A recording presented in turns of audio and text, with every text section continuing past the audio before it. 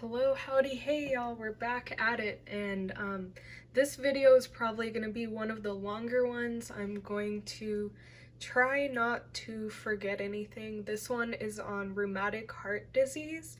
So to help you remember that, we have rhubarb here in our main scene.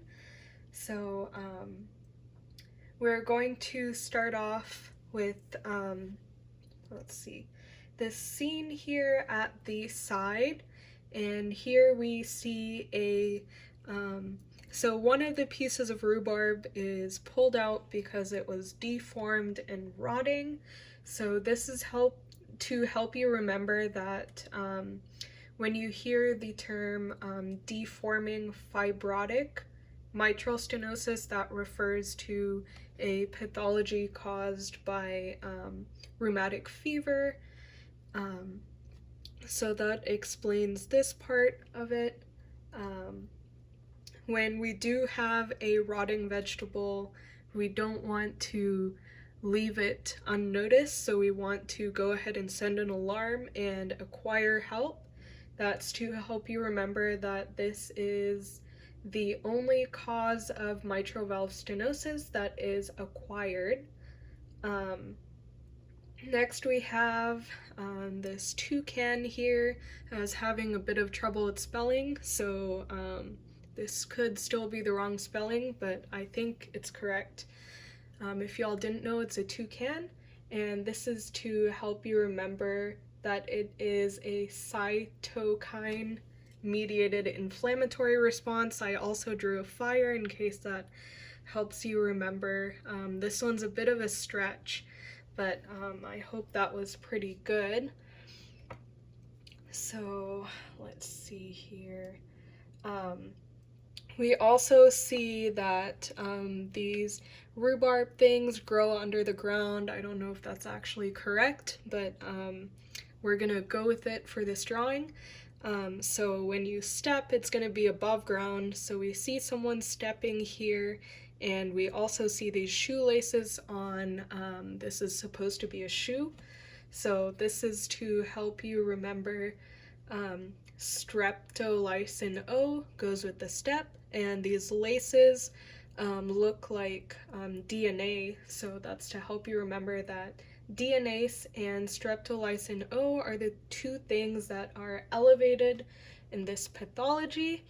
So here, going back to our main rhubarb vegetable, here we have, I think rhubarb is something that's red. So here I drew in the margins of the vegetable to be red to help you remember that part of the Jones criteria is erythema marginatum. So it's along the margins. And then here we have a large R for arthritis or migratory polyarthritis. Two C's. I guess I got kind of lazy here. I couldn't really think of much. But one is carditis, the other is chorea. And here there's little spots going around the vegetable underneath the ground. So sub for underneath, and cutaneous nodules. And let's see here. Next we move to the pathology of acute rheumatic fever. So here we're going to see Aschoff bodies. So for acute, I drew this area of the schematic. So we have a fire with ashes being put out. So that's for the Aschoff bodies. And then I drew this pan because one of the main things we have to remember in this acute form is pancarditis. So pancarditis is made up of three different things. We have Aschoff bodies. We have, I drew some dates in the pan here. If y'all don't know what they are, they're really good, so you should go try some. But dates for pericardial exudates, and then valvular I don't know how to say that word, I thought for a long time and I couldn't think of anything for that. So if I think of something, I'll put it in the comments section later. So here with the Ashoff bodies, um, I drew thought, like a little thought bubble for we're trying to make rhubarb bread. So that's to help you remember there's a lot of fibrosis, and that's what kind of makes up the pericardial exudate and the different components of this acute rheumatic fever. So with that, we're moving on to our chronic rheumatic heart disease.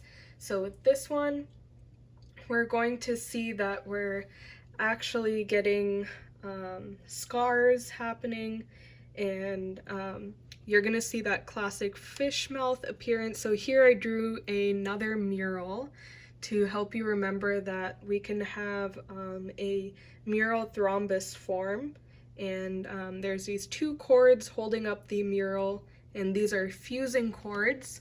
So that is to help you remember that you can have fusion of the chordae tendineae.